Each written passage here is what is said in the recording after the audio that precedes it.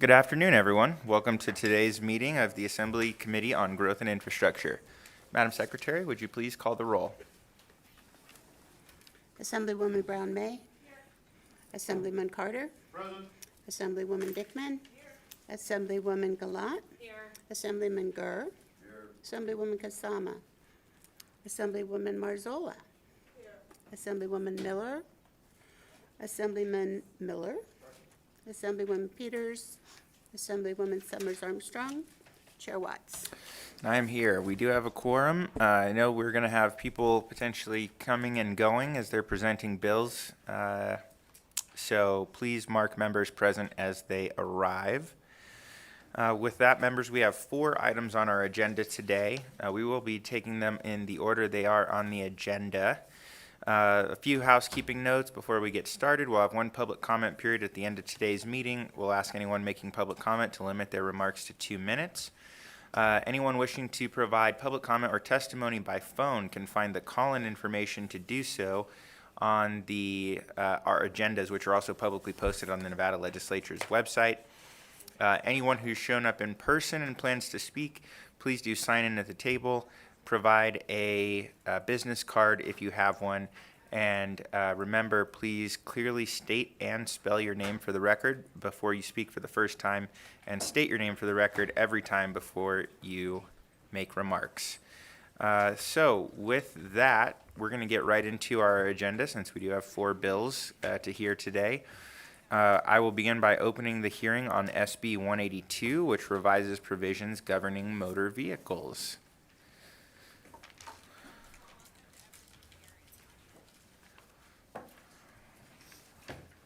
Welcome to the committee, Senator.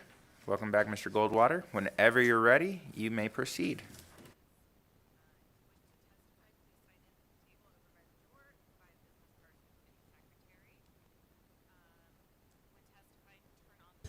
Good afternoon, Chair Watts and committee members. I have sat in this room as chair, so it's kind of fun to be back. Thank you. I am Marilyn Dondero-Loop, and I represent Senate District 8, and I'm here to present Senate Bill 182 to you, along with my co-presenter, David Goldwater. This bill is about current law that assumes that the vehicle manufacturers will sell their vehicles to consumers. It does not contemplate a path for an AV manufacturer in Nevada to retain ownership and operate their own vehicles with commercial partners. This requires companies who want to do this to export vehicles to title in another state before being returned to operate those same vehicles in Nevada. This is a very arduous and unnecessary process that is hindering innovation and economic development in Nevada. Senate Bill 182 provides manufacturers of fully autonomous vehicles the ability to title, register, and operate their own delivery vehicles. The legislation is limited in scope to encourage in-state manufacturing and maintain the current sales model for all vehicles currently sold in the state. It requires that vehicles must be manufactured in Nevada and are operated by an automated driving system, or ADS. Additionally, they must be sold to a legal entity under common control with the manufacturer, not consumers. As such, it does not affect the new or used vehicle in state. Senate Bill 182 adds provisions to Section 1 of Nevada Revised Statutes that a manufacturer's certificate of origin or a manufacturer's statement of origin be accepted by the Department of Motor Vehicles as a proof of ownership for fully AV vehicles when the vehicles are manufactured, controlled, and operated in the state. I am now going to turn some time over to Mr. Goldwater, and as well as Katie Stevenson, who is on Zoom, who will be joining us via the internet. So thank you very much, and with your permission, Mr. Chair, I'll turn it over to Mr. Goldwater. Thank you. Please proceed. Thank you. David Goldwater with Pinion Public Affairs representing Neuro. Mr. Chair, thank you. This is one of those rare instances where we did everything right beforehand and we get to come to the legislature holding hands. We had a problem to solve. That problem was we have a Nevada-based manufacturing company, Neuro, and they were manufacturing vehicles they wanted to title in Nevada. What we didn't want to do was offend the direct sales law that protects consumers in Nevada. We were able to reach out to the Franchise Auto Dealers Association, in particular Mr. Andrew McKay, who graciously worked with us through the interim to develop a piece of legislation that the great Senator Don Darrell Loop would be proud to introduce. We passed that through the Senate. We solved this problem. They'll be able to, hopefully, with the passage of this legislation and signing of this legislation, manufacture, title vehicles, specific vehicles only allowed for delivery of packages and not have human beings in them. They're not designed that way. And we can move on from there. With that, I'd like to, if there are no questions, Neuro's representative and President of Government Affairs is Katie Stevens, and she is available on Zoom link for comments, questions, or color. Thank you. So does that conclude your presentation? Fantastic. Members, any questions for our presenters? Assemblywoman Kasama, go ahead. Thank you so much. Could you just explain again what was, maybe in a layman's terms, the problem with titling here that the previous bill didn't cover? Thank you. Mr. Chair, David Goldwater, through you to Assemblywoman Kasama. The problem was Nevada law currently restricts direct sales, or any kind of direct sale, where the original equipment manufacturer can, without a specific bill of sale, go and register a vehicle. And in this case, this legislation allows us to take the original manufacturing of these vehicles, the proof of manufacturing, and use that as the registration. So it had to go to a dealer before. You would It had to go manufacture. through a dealer Had to go to a dealer, they would sell it, and now you want the ability to sell directly. Or go out of state and sell there Be and sold back. bring them back. Wonderful, thank you.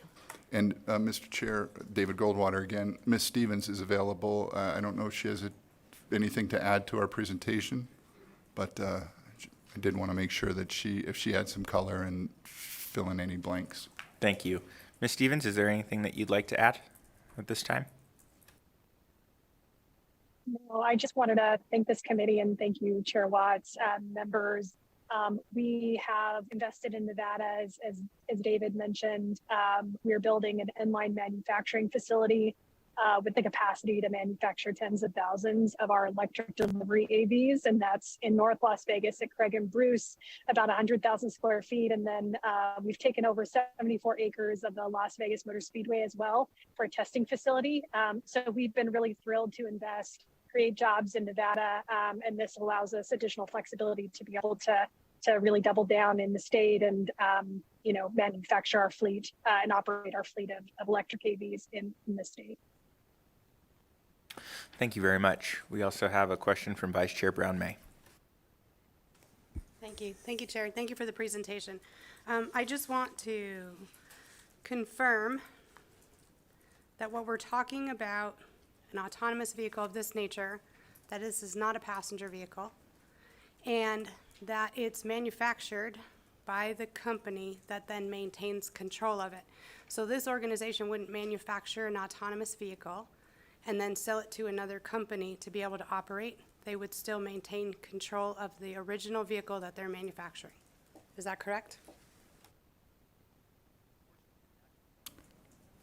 Ms. Stevens, this is David Goldwater. Ms. Stevens, you want to answer that one? Yes, that's correct. Thank you. Short and sweet. Members, any additional questions?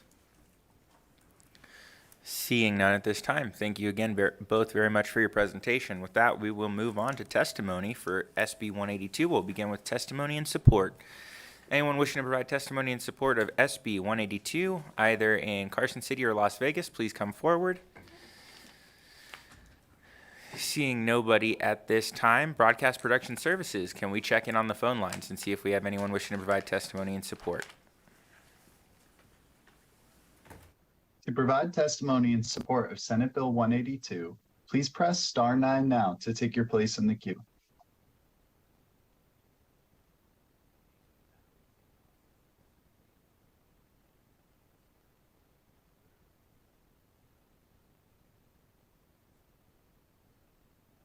Hi there, my name is Morgan Roth on behalf of Emotional. I'm our Senior Public Policy Manager for the state of Nevada, calling in support of SB 182. We think it's the right move for Nevada to continue to spur autonomous vehicle innovation. Thank you very much. Thank you very much. BPS, next caller, please. There are no other callers choosing to provide testimony in support at this time. Thank you. Seeing nobody else wishing to provide testimony in support at this time, we'll move on to testimony in opposition of SB 182. Seeing nobody coming forward at this point in time, BPS, let's go to the phones. To provide testimony in opposition to Senate Bill 182, please press star 9 now to take your place in the queue.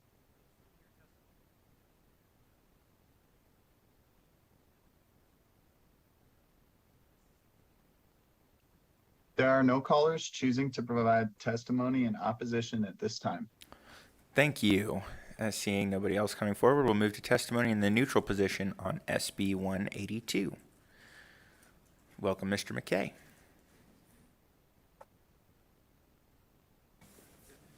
Hi there, Mr. Chair, members of the committee. For the record, Andrew McKay, I'm the Executive Director of the Nevada Franchise Auto Dealers Association. We're at the table in the neutral position, very weak neutral. We love the concept of the bill. It's wonderful for economic development. Our limitation is simply when let me back up really quick. Mr. Goldwater mentioned something that I think is worth reiterating, and that this was probably done as good as you can do. He and I started talking about this, I think, about a year to the date at this time. And we initially thought this would be situated in NRS 484D, which is the autonomous vehicle statute. And then, quite frankly, as I testified on in the other house, there are folks in this building that are a heck of a lot smarter than I am, and realized that just wasn't possible. And so it had to be put into Chapter 482. We worked close, actually, all the way up to the Green Energy Conference at the Peppermill end of January, and ironed it out. And want to thank Neuro for reaching out to us early, working with us, and then Senator Don Darrell-Loop. And this is, quite frankly, this is a good economic development bill. It's going to result in a lot of jobs. So, although we're neutral, pass it, please. Thank you. Thank you. Neutral, certainly without concern, so we appreciate that. Okay, anyone else wishing to provide neutral testimony on SB 182? Seeing nobody coming forward at this point in time, BPS, let's check the phones. To provide testimony in neutral of Senate Bill 182, please press star 9 now to take your place in the queue.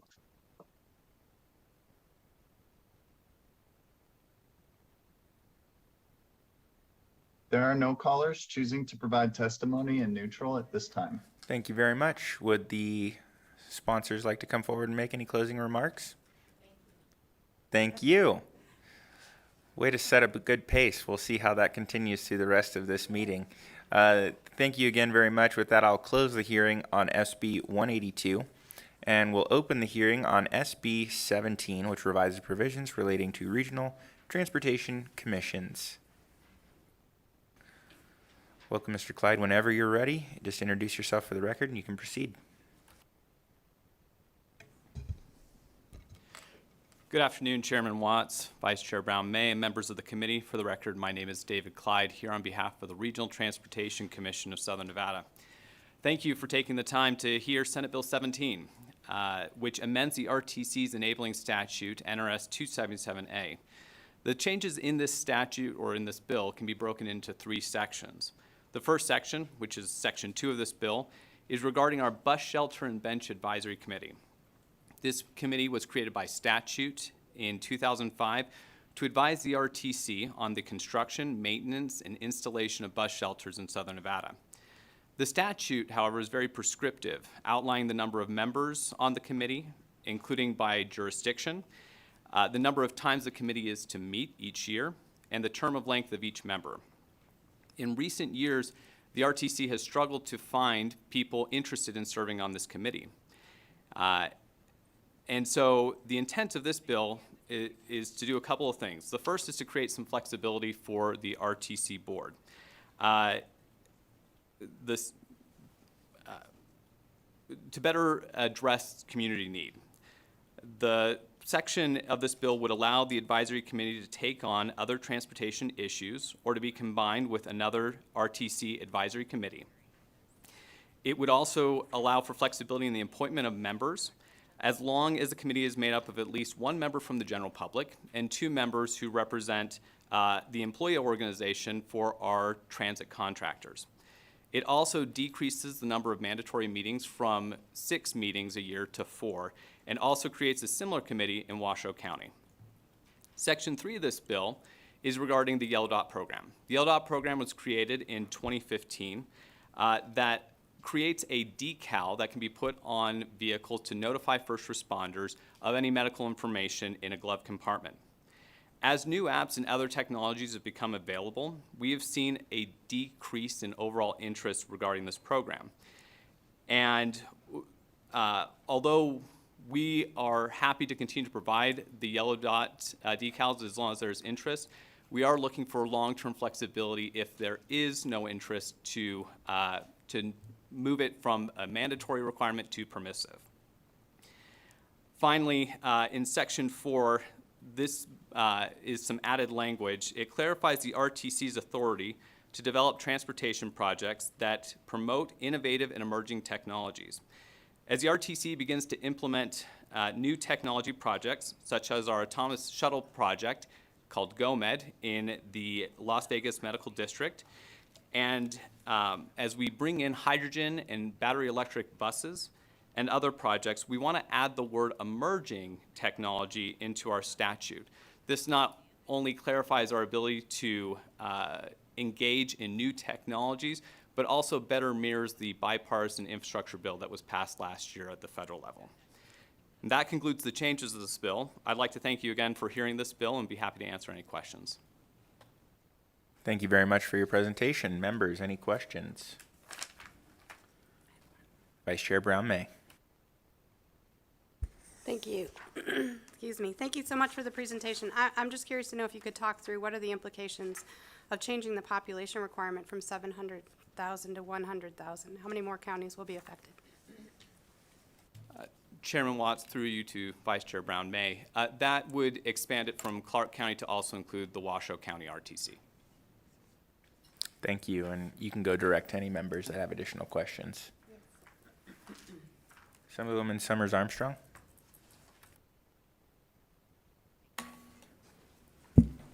Thank you, Chair Watts, and thank you, Mr. Clyde, for your presentation. So can you talk about what your, you've mentioned that the Yellow Dot campaign has lost interest. Can you talk about what the RTC of Southern Nevada or even Washoe had been doing for the last interim to get this information to the public about the program? Thank you. For the record, David Clyde, Assemblywoman Summers Armstrong. We have partnered with local entities. I would need to go into and want to talk to our staff to better understand the specifics of how we have engaged with our local partners, but we've been able to provide it in several different locations and have done what we could to publicly inform them over the last 8 years regarding the program. But I'd be happy to provide more information to you. Thank you, Mr. Clyde. So can I take your answer to mean that you all have not collected any quantitative data on what you've done, how many people you've reached, the response that you've gotten to the program, stuff like that? For the record, David Clyde, I would need to check that. I don't know. Thank you. I think there's probably some interest from a few members of the committee. If you could send some follow-up information, just with a little bit of additional background about when the program was instituted and some of the information you have around the educational and awareness efforts, as well as the any trends that you have in terms of utilization of the program. That would probably be helpful. With that, we'll move to Assemblywoman Miller. Thank you, Chair Watts, and thank you for your presentation. My question remains the same question that I appreciate you meeting with me beforehand that we had during our discussion. And if I remember correctly, you were saying that this could be replaced by electronics or apps on our phones and such. However, my concern with that remains that there are just people, there are a lot of people who don't like to put all that information on their phones and use apps. And then I'm just really looking at it from the position of a first responder. How do I, if there's a car accident, if we need to get in to help someone, seeing a yellow sticker is a very obvious thing that's identified, as opposed to trying to find someone's phone or look up information. Can you explain how you anticipate this, how it would actually be administered or processed? David Clyde for the record. Assemblywoman Miller, we will check with our partners in Southern Nevada to see what the overall process is. I wouldn't want to speak out of turn on exactly how first responders address those accidents, as I'm not an expert in that area, but I'd happy to collect that information to get it to you. Okay, thank you. Thank you. So we'll just add that to the list too, and that was going to be one of my questions too. And I think we had a similar conversation about options to utilize technology, and we've had some conversations about utilizing technology and some of our data systems, particularly through the DMV, to have people opt in and provide certain information and make it available to first responders and others. So if you can provide us some any thoughts that you have at this time on how the scope might be expanded, that would be useful. Members, any additional questions? All right, so it seems like everything's on the yellow dot, so we look forward to getting that follow-up information. With that, we will move to testimony. Thank you for your presentation.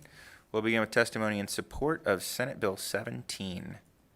Anyone wishing to provide testimony in support, please come forward. Seeing nobody coming forward at this time, BPS, can we check the phones for support on SB 17? To provide testimony in support of Senate Bill 17, please press star 9 now to take your place in the queue.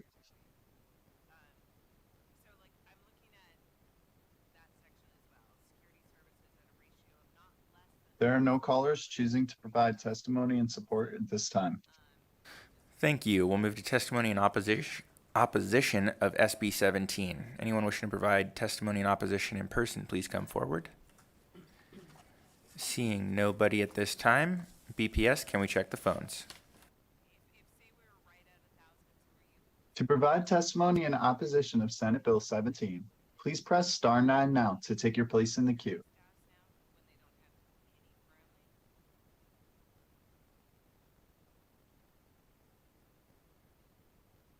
Good afternoon, Chair Watts, Vice Chair, and the committee. This is Dora Martinez, DORA-MARTINEZ, representing the Nevada Disability Peer Action Coalition. We are in opposition, just like many of your concerns regarding that app. Some of the members don't have a phone. Also, one of our concerns regarding the suggestion amendment to the bill on, I think he said section 2, in putting in just one person representing the general public.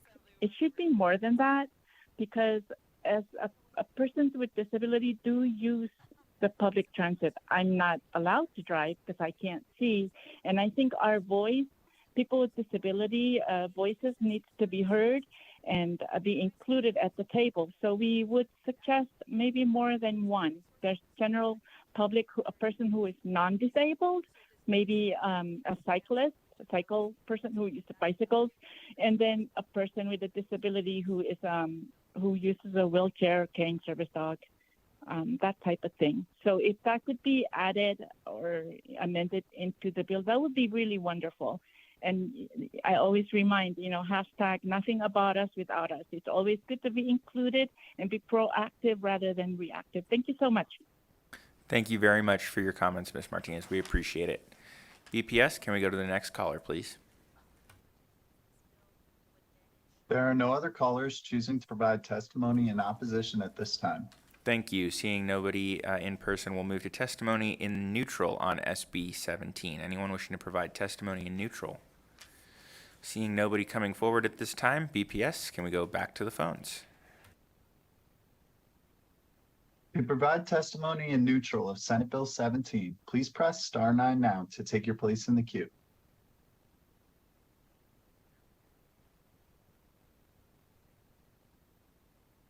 There are no callers choosing to provide testimony in neutral at this time. All right. Thank you. Mr. Clyde, any closing remarks? No, thank you. All right.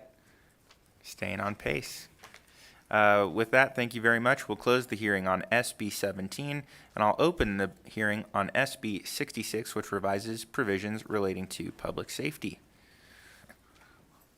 Welcome back, Mr. Sever. Whenever you're ready, please proceed.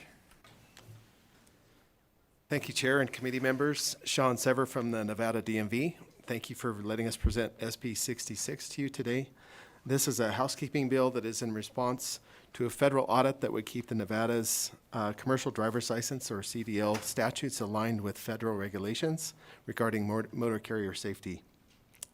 The Federal Motor Carrier Safety Administration recently conducted a review of Nevada's legal authority to comply with federal CDL mandates, and a new statute is required that would require a person convicted of certain offenses to be disqualified from operating a commercial motor vehicle for a certain period, including for life, if that individual uses it in the commission of a felony involving a severe form of human trafficking, which is Section 2.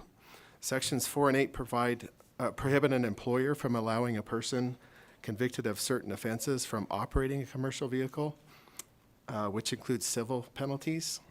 Section 6 allows the DMV to implement a drug and alcohol clearinghouse through regulations and policy that CDL drivers, DMVs, and employers can access to check the status of CDL driver drug and alcohol violations. Section 9 of the bill addresses commercial motor vehicles stopping at railroad crossings, which gives these provisions more statutory weight than what is in NAC. And this doesn't change anything that they're doing now, and the Nevada Trucking Association is in support. Sections 10 and 11 revises the list of acts that constitute a crime of holding a person in involuntary servitude and the crimes of coercion to conform more closely with the federal definition. The Public Defender's Office did have concerns with this section when the bill was on the other side. So we met, adjusted the language, and now we are in agreement. We also realized that the Administrative Office of the Court submitted a fiscal note on this bill, and we have reached out to them for a meeting to see why their impact is different than other court systems that submitted 0 fiscal notes. The 5-day turnaround that they're concerned with in this bill is already in statute, so our bill doesn't change that. In summary, this bill is just cleanup language that will bring the DMV in compliance with FMCSA provisions. And I have Mr. Wayne Baumiller here. He's Field Services Manager at the DMV to help with questions at this point. Thank you. Thank you very much for the presentation, Mr. Sever. Members, any questions for the DMV? All right, just one. Yep. You have one? Yeah. Vice Chair Brown-May. Thank you, Mr. Sever, for the presentation. You're talking about maintaining the database and following up, right? And so we're in the middle of the DMV transformation. We hear about it frequently. What are the implications of creating this new procedure to comply with federal regulations on the already demand that you have? Wayne Baumiller for the record. The database is not created by the Department of Motor Vehicles. It's actually created by the Federal Motor Carrier Safety Administration, and the DMV basically queries the database for any drivers that are not in compliance with the Drug and Alcohol Clearinghouse standards. It also requires us to do that on every issuance, and then if anybody were to be on the database then notifies the DMV of somebody that's on that database. Thank you for that clarification. So just to be clear, are we doing that query currently, or is this a new process that we're going to institute at the DMV for personnel expectations? Wade Ballmiller, for the record, this will be new.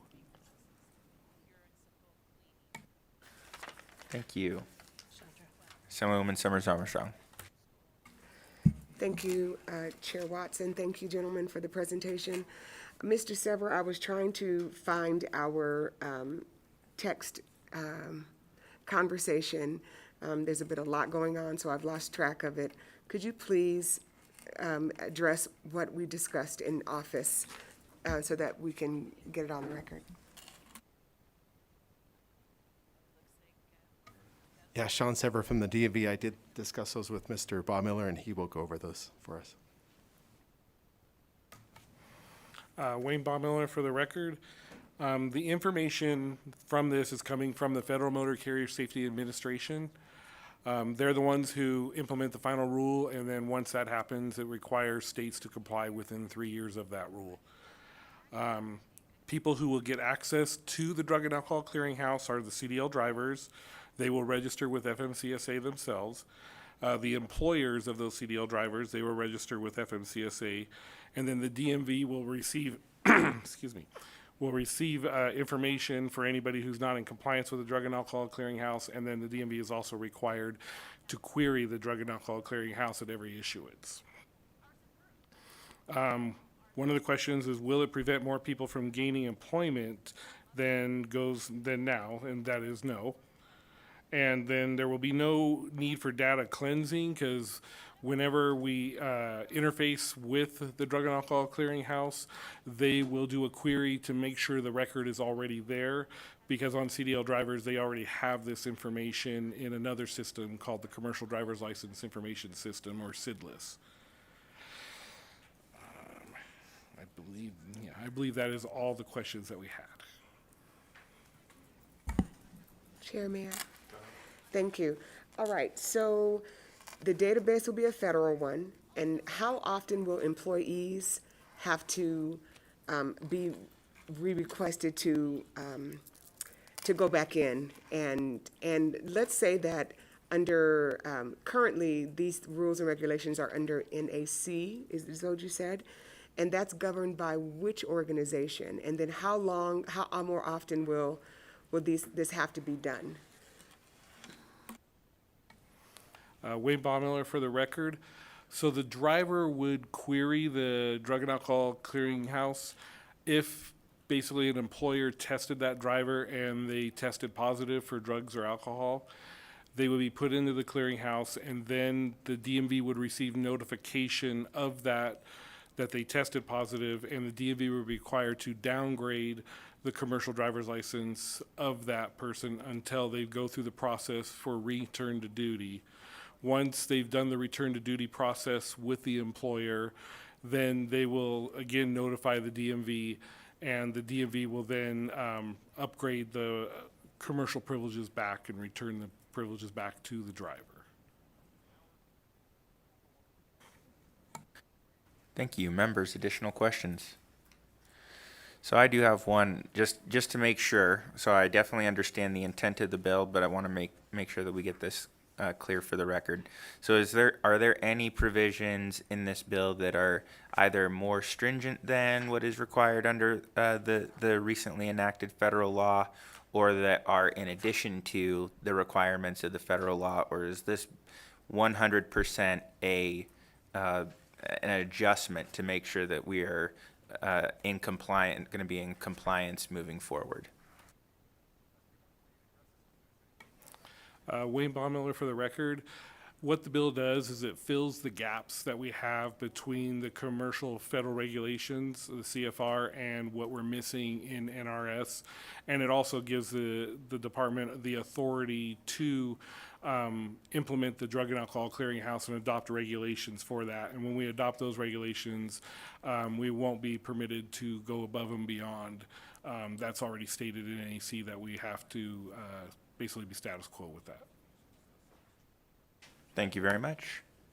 Seeing no other questions, thank you for your presentation. We'll move on to testimony for SB 66. We'll begin with testimony in support. Anyone wishing to provide testimony in support of SB 66, please come forward. Seeing nobody at this time, BPS, can we check the phones? To provide testimony in support of Senate Bill 66, please press star 9 now to take your place in the queue.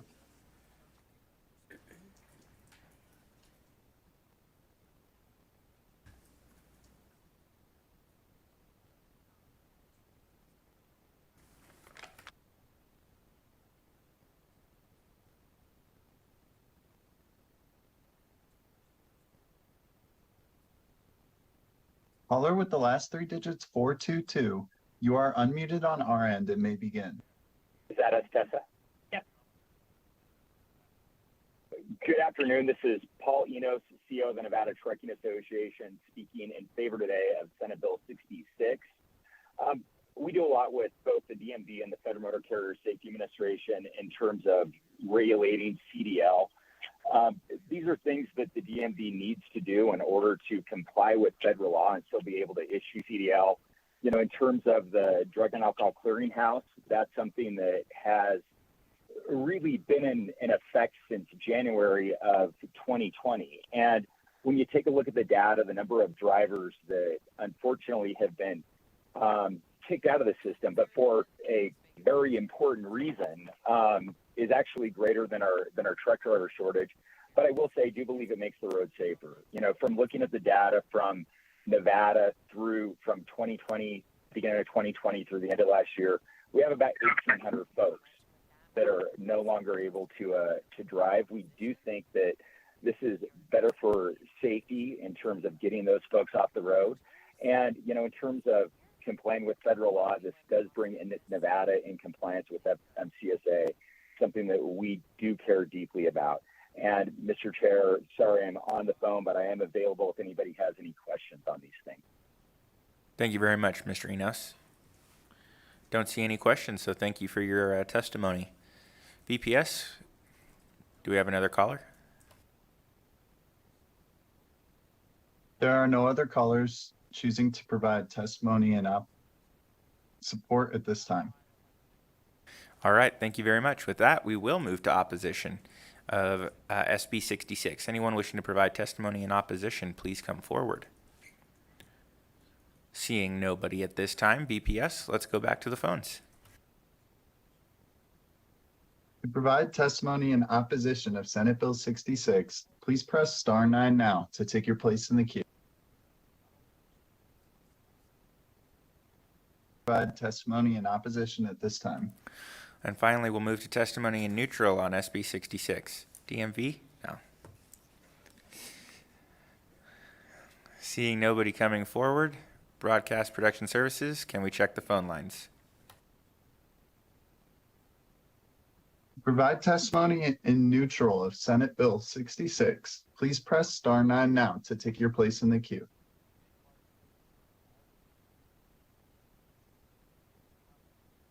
There are no callers choosing to provide testimony in neutral at this time.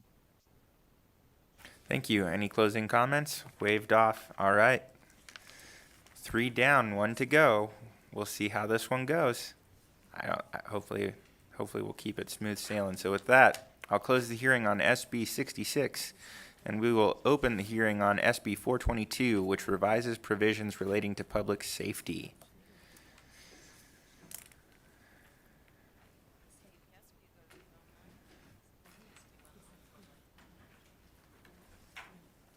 Welcome back. Whenever you're ready, please proceed. Glad to be back. Good afternoon, Chair, Vice Chair, and honorable members of this committee. For the record, my name is Eileen Zong, and I'm the Government Affairs Director with Starship Technologies. It is an honor to be able to present SB 422 alongside Dr. Keith Rogers, who will be presenting from the Las Vegas building, and Misty, representing the Resorts Association, will be presenting the friendly amendment to this bill. So just as a quick introduction of Starship and what PDDs are, Starship is the leading provider of autonomous food delivery through our personal delivery devices, or PDDs for short, completing over 5 million autonomous deliveries across the world. PDDs are all-electric, low-speed, low-mass devices that typically travel at walking speeds and are approximately 75 pounds in weight. The PDD was specifically built to be pedestrian-sized, hence the width of the PDD is about 22 inches wide, 27 inches in length, and about 46 inches in height, which includes the flag that blinks. Just imagine a cooler that is on wheels. These devices are typically utilized for food, grocery, retail, and university deliveries. Safety is paramount to our operations, where PDDs successfully cross over 140,000 streets daily and have encountered millions of people. The PDDs have a bubble of awareness, which include cameras, ultrasonic sensors, GPS, and a whole neural network that allows them to safely navigate the world.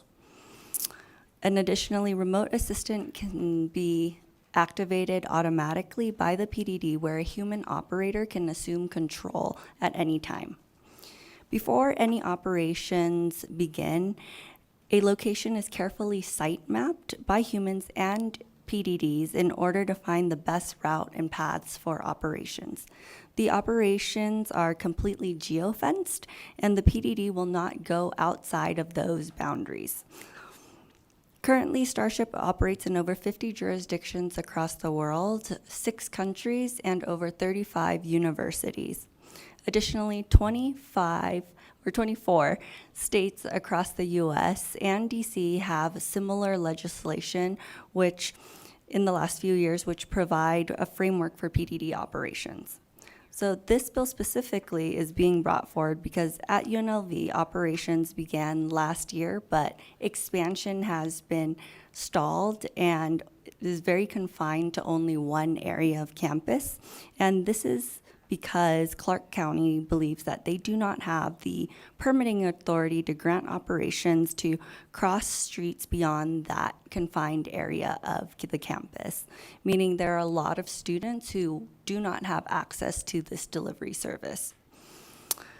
Since then, we've worked hand in hand with Clark County and a number of other stakeholders to develop the language that you see before you.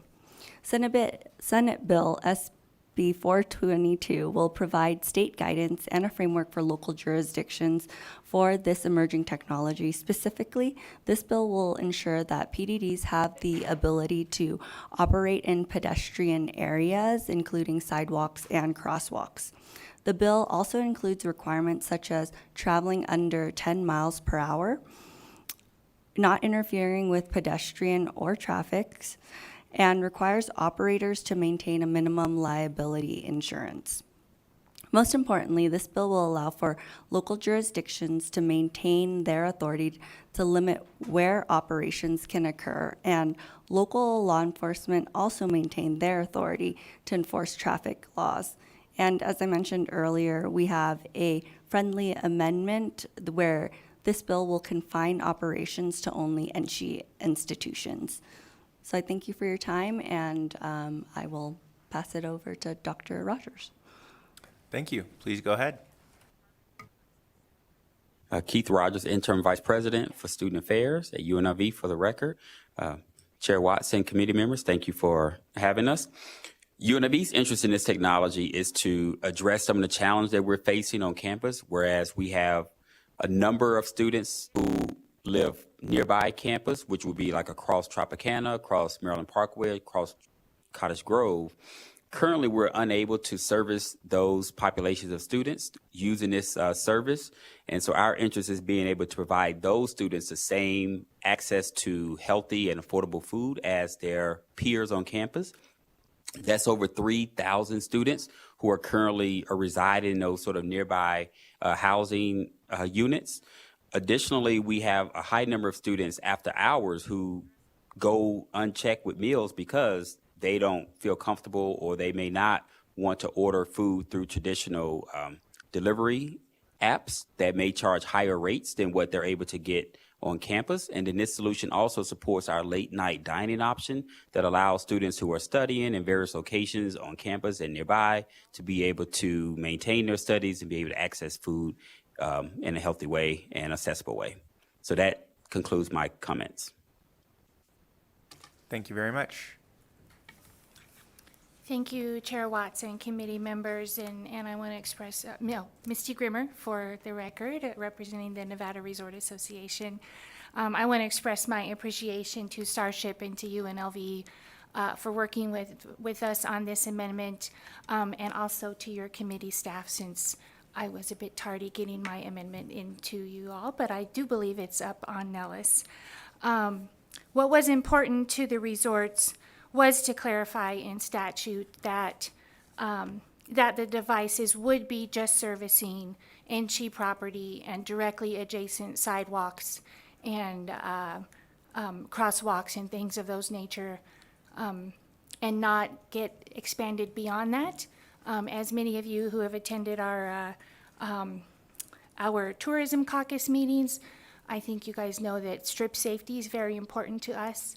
And so if there was any expansion of this type of device outside of the university property, we would want to be part of the conversation and have that policy decision come back to the legislature for consideration. So we do appreciate that UNLV and Starship have been willing to put the parameters around where the devices can operate. Thank you. Thank you. And I believe that concludes your presentation. All right. Wonderful. We'll open it up to questions from the committee then. I see many people turning around. We'll start with Assemblywoman Gallant. Hi, thank you, Chair. So I remember your presentation at the beginning of session, and I thought it was fantastic. So I have a few questions in terms of particularly with this legislation. I understand the resorts don't want it coming onto the Strip. However, within residential areas, like, is there a plan or a possibility for it to be able to expand in that direction? Or are you guys just not geared up for that? And then my second question is do you guys have any competition in this area, in this arena? Eileen Zong for the record. So to answer your question, we have been in residential areas, but this bill specifically will limit where we can operate. So the Clark County specifically will be able to limit where these operations can take place. Right now, we're focused on dorms and university housing. So if that's not within the parameters of UNLV, then we are not allowed to operate in any of those residential areas. And it's not, at this point, it's not fiscally responsible for us to actually go into residential areas at this point. So we don't typically go, and this bill specifically will not likely allow us in those specific areas because that's not where the dorms are. And then the second part of your question was, what was the second part of your question? If you have any competition in this arena. Yes, so there are a number of PDD providers that exist in this space. They mainly operate in areas like Los Angeles and Florida and a number of other locations, but I would say there are maybe 15 to 20 other operators that exist. So anytime they would want to operate in Nevada, they would need to go through a similar process that we would be going through with Clark County. Thank you. Assemblyman Keith Carter. Rogers for the record. Oh, go ahead, Mr. Rogers. I'll just add an additional response to the first part of the question in terms of the sort of locations where they would operate. We will work closely with Clark County, as we have done with sort of defining the UNLV current jurisdiction. And so the robots will only travel where they're mapped to go. And so as we work with Clark County to define that sort of parameter, that's the only order location where they could deliver to within that defined map that we set, along with Clark County's support. Thank you very much. Go ahead. I guess my concern is that a lot of times what we find is we come here and we create legislation based on the technology that we have today, and then as technology improves, then we have to come back and change the legislation. And so I'm wondering if there is some happy medium between the resort associations and then also allowing for some growth within this arena, so that as the technology does improve, that it could have a wider net. I mean, I understand business-wise you guys aren't ready. I'm just thinking in terms of Nevada, if that could be some type of happy median. So that's just, you don't have to respond. It's just a suggestion. Thank you. And I definitely appreciate that. We do deal with a lot of emerging technology issues here. At the same time, I think, given that this is where the interest is right now, we can look at expanding this a little bit and see how it's going within that campus community, and then take it from there. So now we'll go to Assemblyman Carter. Thank you. Yeah, my question has to do with the head end. Which vendors have access on the front end to be suppliers on this? Does it include organizations like dispensaries and stuff? And how is there security on these vehicles between when they go off property into the public domain of not getting raided or contaminated or anything else you can imagine happening to them? Eileen Zong for the record. To answer your first question, we only will be working with UNLV, so whatever institutions or vendors that they want us to partner with, we will partner with on campus. And in terms of dispensaries specifically, there is a provision in the bill that allows for the county specifically to prohibit any type of deliveries of alcohol or dispensary-related products. And then there was a second part to your question. The security of the contents while it's transiting between. Got it. So the robot itself, or the PDD itself, is very secure. It is locked between transport, so you can only unlock the device if you have one of the tablets that exist for the vendor to load the PDD, or if you are on the receiving end, receiving the food, you have a phone application in which you can unlock the robot when the robot is at your door or wherever you set the robot to get your food. Thank you. Keith Rogers for the record. I would just add some additional remarks. For the latter question, the robots only transport one order at a time, so it wouldn't be a case where it has multiple orders going to multiple locations. So it would just go to one person and then it return back to his home base to be filled for a second order. And then regarding what would be delivered in terms of the UNLV initiative, we only will be delivering food that's provided through our food service providers on campus. So such as Steak and Shake, as an example, Panda Express. So only those vendors who are on campus would be authorized to receive orders through the app, load the robot, and then for the robot to deliver. Thank you. We'll go to Assemblywoman Dickman, then Assemblywoman Peters. Just quick, Assemblyman Carter's statement made me think, I wonder how easy, just wanted to know how easy it would be to snatch the entire PDD.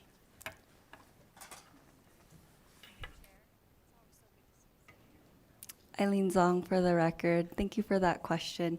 So the PDDs weigh about 75 pounds, and they actually have an alarm system that goes off anytime someone tries to pick it up. It's fairly loud and obnoxious, so And it also has cameras all around the robot itself. But the good news is it actually becomes really ingrained in part of the community. So you do see very, very low rates of any vandalism, because when you see a student transporting food and someone trying to vandalize the robot or push the robot, a lot of the students actually intervene because they understand that that could be their food being transported. So there's a lot of that. Good point. Thank you. And thank you, Chair. Thank you, Assemblywoman Peters. Thank you, Chair. And maybe I missed this at the beginning of the presentation, but did we talk about like liability in the event of an accident, right? And who holds that liability? Is it the university, or would it be the operator? And then what is the penalty for someone being hurt or property damage by the device? Eileen Zong for the record. So to answer your first question, the bill has a provision that requires a $500,000 liability, minimum liability insurance. So that covers a lot of the issues that you just discussed. So it covers everything from vandalism to any injuries to any vehicle damage that may occur. And Starship holds all of the liability. Thank you. Can I follow up on that penalty question? So, okay, so in the event, though, that something or someone is harmed, is there any existing penalty or citation? I mean, for motor vehicles, right? Like if you hit someone's home, you can also get a ticket, right? And then you have the liability piece, but you also get like a citation. So I'm just curious if this would fall under citation for a motor vehicle, or because I think even bicycles kind of fall under that category as well. Just curious if. Eileen Zong for the record. Just to clarify, you're asking whether or not the PDD itself would be under like penalty for jaywalking, for example. Jaywalking or any kind of traffic violation, I suppose, since it is a moving vehicle, if it would qualify for penalties under moving traffic violations. That's a very good question. I'm not sure that I have encountered that question specifically, so let me get back to you on that, but I would imagine that it would be similar types of penalties because you're classified as a pedestrian. Thank you. Members, any additional questions? Assemblywoman Summers Armstrong. Thank you. I just want to clarify something that you just said, and that is that this would be classified as a pedestrian, not a motor vehicle. Is that what I'm hearing? Okay, thank you. Thank you. Yes, and I believe so. These delivery devices would be traveling on sidewalks, would not be traveling on roadways. Correct? Eileen Zong for the record. Yes, that's correct. And just to follow up on the question earlier, the penalties will be the same. It is written out in section 5.1. Thank you. And then the other thing that I just wanted to make sure that we have clear. So essentially, this is all authorizing language from what I can see. So this is setting the kind of maximum parameters that you can operate in. It's limiting that to the campus environment and kind of the immediately surrounding area. And I know that, for example, when we talk about UNLV, we know that there are, in particular, there's some housing and some other facilities that are across Maryland, across Tropicana.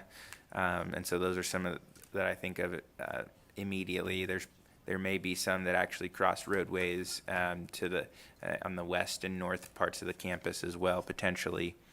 But so we're kind of setting this may be allowed to kind of cross these roads, use those sidewalks on those roadways within that area and not outside of it at this time.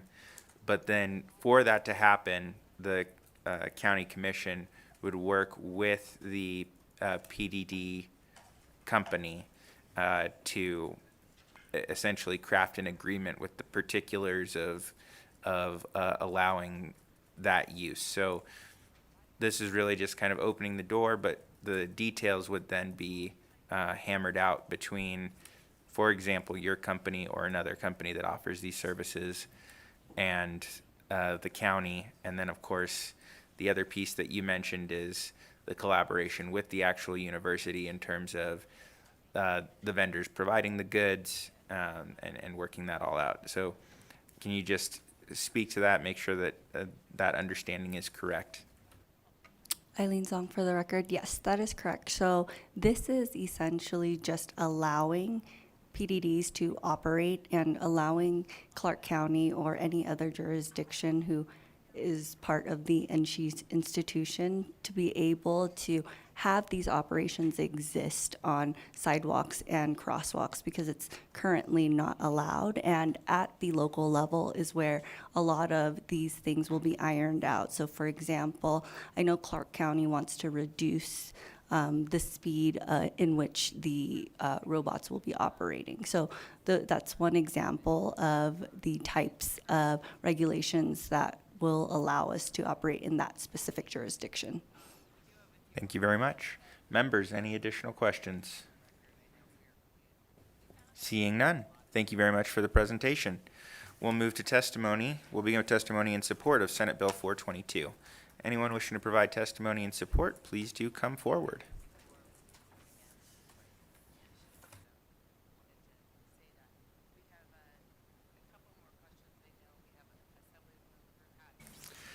Good afternoon, Chair Watts, members of the committee. My name is Nick Schneider, representing the Vegas Chamber, and we are in support of SB 422. We supported this bill on the Senate side. We really appreciate that this is not only authorizing an innovative and emerging industry, but also provides some regulations around giving it the rights as well as the duties of a pedestrian, and we're even more in support with the friendly amendment. Thank you so much. Thank you. Anyone else wishing to provide testimony in support? Seeing nobody coming forward at this time, BPS, can we go to the phones? To provide testimony in support of Senate Bill 422, please press star 9 now to take your place in the queue.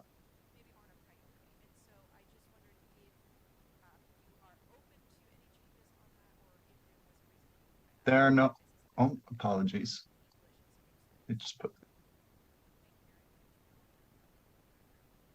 Hi, this is Dora Martinez. Good afternoon, Chair Watt and committee.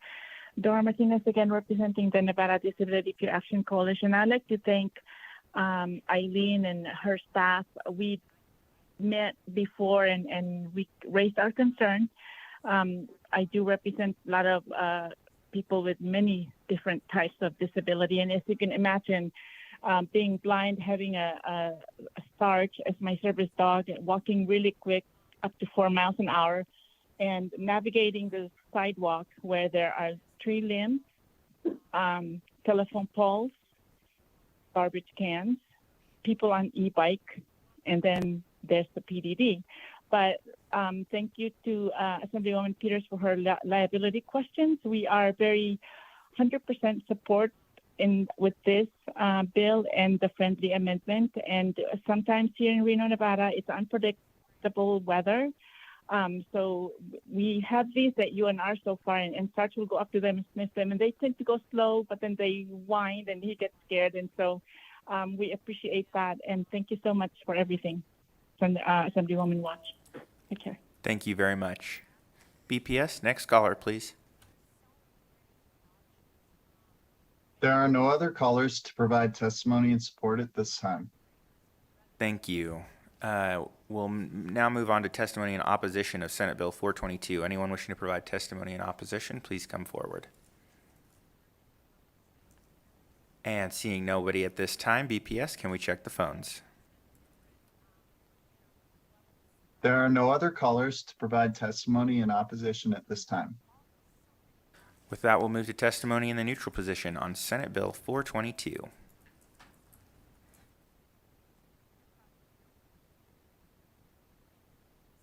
welcome whenever you're ready.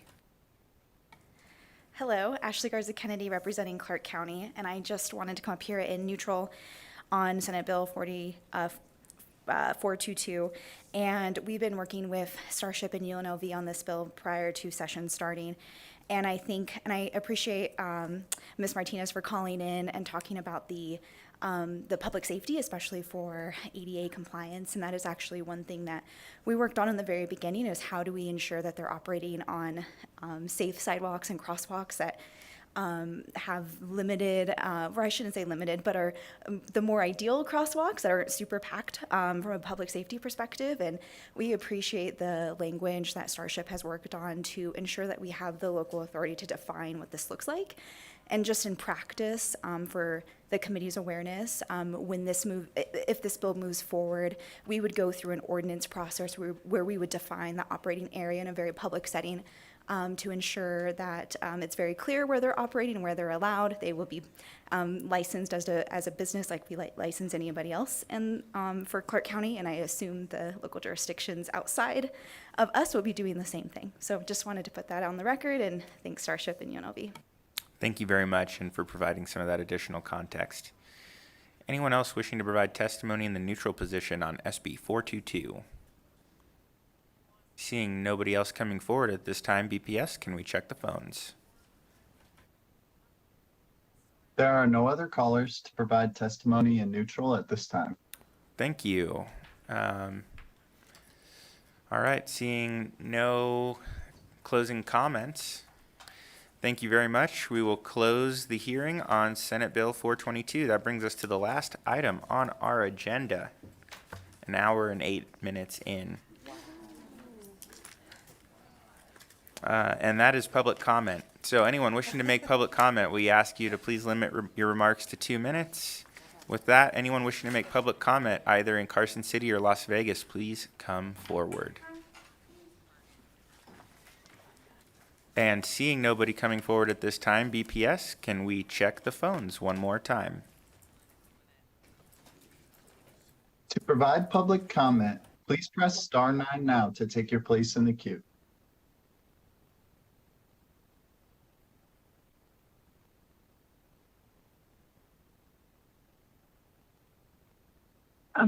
Hi again. This is Dora Martinez. I'm so sorry. I meant to say this, but I'll say it in public comment. The Starship folks were very accommodating. They do have an audio descriptive video, but we did talk with them and bringing in the deaf and hard of hearing population, so they will be providing that. I just wanted that to be on the record, and thank you so much. You guys are the bomb. Thank you so much. Have a wonderful rest of your day. BPS, we'll go to the next caller, please. There are no other callers to provide public comment at this time. All right. Well, if I had known it was going to go this fast, I would have put even more bills on our agenda today. But members, our next meeting will be on Thursday, May 11th at 1:30. Our regularly scheduled time. We'll be hearing 3 bills. Thank you all. We are adjourned.